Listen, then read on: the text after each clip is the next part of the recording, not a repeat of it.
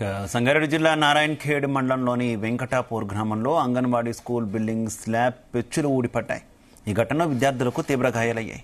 తీవ్రంగా గాయపడిన 4 విద్యార్థులను నారాయణఖేడ్ ప్రభుత్వ ఆసుపత్రికి తరలించారు. విద్యార్థుల పరిస్థితిపై నారాయణఖేడ్ ఎమ్మెల్యే సంజీవరెడ్డి ఆరా తీశారు. చిన్నారులకు మెరుగైన వైద్యం అందించాలని డాక్టర్లకు సూచించారు.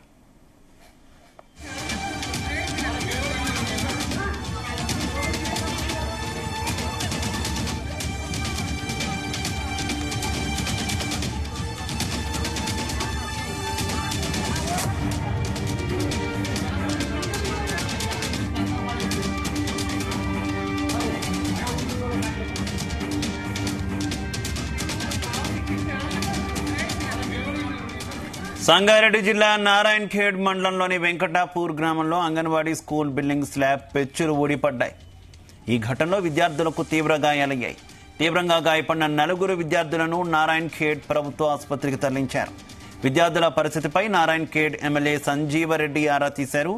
చిన్నారులకు మెరుగైన వైద్యం అందించాలని డాక్టర్లకు సూచించారు.